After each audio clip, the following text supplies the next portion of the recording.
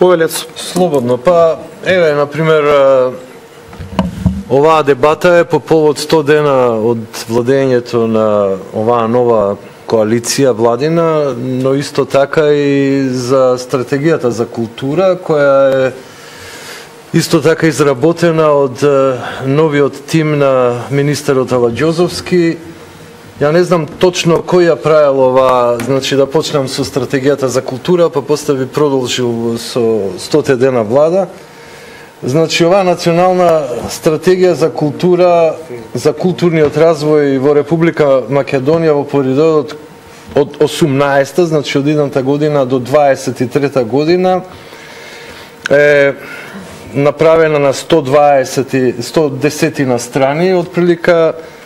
Тоа е обемно дело кое мене прилично ми личи на идеолошки памфлет, зашто освен добра волја и добри желби и еден пред се NGO-овски или невладин концепт за културата, ја не гледам ни еден проект, нити па некаков тип на визија за тоа како воопшто би се креирала оваа култура, мислам македонската култура. Посебно гледам страотен дисконтинуитет во однос не само на оно што е правено последниве 11 години со владата на ВМРО ДПМН и нејзините коалициони партнери, туку исто така и во однос на сите овие децении кои се правени на план на македонската култура. Имено гледам една комбинација, еден еклектицизам помеѓу некој реликт на социјалистичко поимање на културата и еден неолиберализам кој е сега модерен, нели, кој едноставно функционира како глобална идеологија на ниво на пред се невладиниот сектор, но и на ниво на сите овие пролибералистички партии кои моментално на некој начин се во тешка колизија со конзервативизмот кој станува све појак. Зборам за западната хемисфера, истокот е далеку по уравнотежен во однос на овие прашања, далеку е по-конзистентен од тоа што се случува на западот. Македонија како катена мунди е како една индиција. Све што се случува, значи, во западната хемисфера, како да се случува на микроплан во Македонија. И сега, нормално, стварите стануваат карикатурални и гротескни овдека, затоа што се дедимензионирани, затоа што се сведени на некој минимум, на некоја, би рекол, ситна игра на мешетари кои немаат капацитети да создадат големи културни проекти, туку обично идат или на деконструкција или на компарација, пред се идат на компарација, демек тоа што ВМРО го правело претходно со оцрнување нормално, со обид да се импутира еден 19-вековен дух, еден анахрон дух во сето тоа, тука секогаш дежурен виновник е проектот 2014 и како они ја замислуваат, тоест како малиот ѓокица, нели, ја замислува културата која треба да се имплементира во Македонија, па така имаме термини као демократизација на културата, нешто што е навистина абсурдно, или деметрополизација на културата, значи една десеминација на културата или едно, да речеме, поопштување на културата, депровинционализација на културата. Но тие процеси се така тешки, ова се само едни утописки забелешки, би рекол, од страна на творците на веројатно бивши јуноши во НВО секторот, но не гледам ништо што навистина би ја збогатило македонската култура, освен обиди таа култура на некој начин да се претвори во една хипијанерска култура. Значи моделот е 60-тите и тоа не е мејнстрим културата, туку она алтернативна култура која се појави, нели, на ниво на flower power и на други нивоа кои се веќе пасе, одамна веќе пасе, но е дека и нас стварите доцнат, така да се имаме, кога во 60-тите немаа капацитети, тоа беа многу мали групи, значи имаше резонанца од она што се случуваше на западот, меѓутоа тоа беа микро, пред се во ликовните уметности највише имаше одраз, но немаше никаква реакција, културата беше скоро соцреалистичка, освен што имаше некои чисто помодарски, трендовски обиди да се имплементира западниот дух во културата. Меѓутоа, сега гледаме дека со задоцнување од 30-40 години се појавува тој контракултурашки концепт, нели, франкфуртска школа, Адорно, Маркузе, потоа постструктуралистите, све тоа дури имате цитати, што е, мислам, непоимливо, како да се работи за дипломска работа, а не за семинарска, дури, а не за семинарска. Да.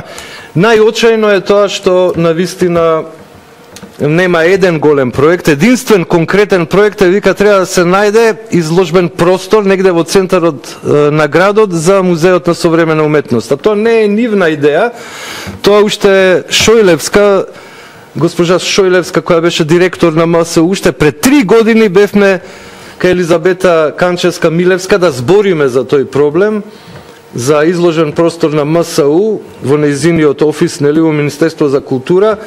Но ете, тој, значи, проект они сакаат да го присвојат. Посебно разочарува занемарувањето на културните проекти од типот правење културни институции, што е најтешко за една култура, и тотално занемарување на она што се вика археолошки истражувања.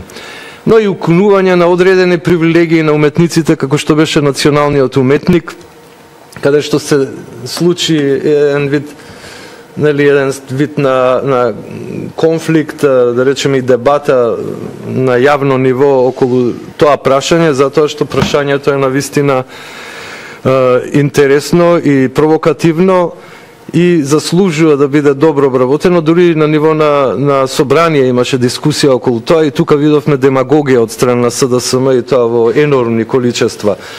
Исто така би сакал да кажам дека оваа национална стратегија делува како еден идеолошки план, значи едно идеолошко четиво, кое во себе нема проекти никакви. Меѓутоа, можеби СДСМ и нивните коалициони партнери мислат дека ако не се работи, не се греши. Можда е тоа нивната позиција.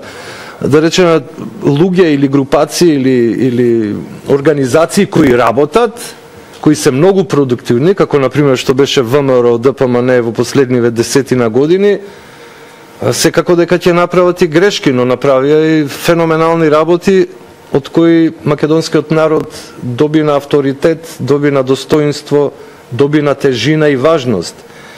Но ако не се работи, нема ни да се сгреши, но ништо не се случува. И фантомот на здодевноста, на паднатоста, на апатичноста нагризува и тоа го приметувам. Тоа во кратки црти околу националната стратегија и неколку збора би кажал за првите 100 дена, иако не мора многу да се збори затоа што се катастрофални. Ние видовме, значи, една тенденција на не само на стагнација, него на одење во провалија, пред се на економски план.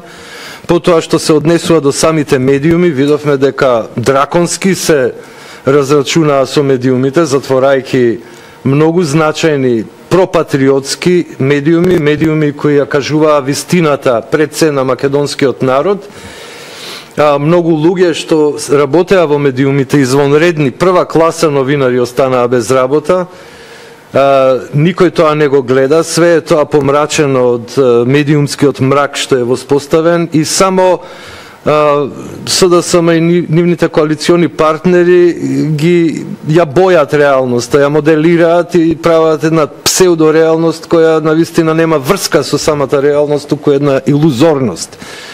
Да не зборам за продавањето на националните интереси и воопшто за сите ужаси што се случуваат, значи за 3-4 месеци као некоја неспособна влада 4 години да го прави ова. Меѓутоа, ова што го гледаме за 4 месеци е неверојатна неспособност. Значи се покажа дека тие луѓе едноставно немаат капацитет да водат една држава и да ги водат сите овие политики. Веројатно тие мислат дека се работи, дека водење на влада е као водење на невладина организација.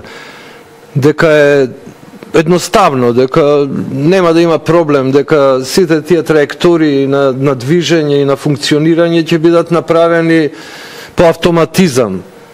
Но не е така. Ние гледаме дека водење држава е бескрајно комплицирана работа и многу комплексна работа и ние фактички гледаме дека во оваа владина гарнитура едноставно нема луѓе кои можат да ја водат државата.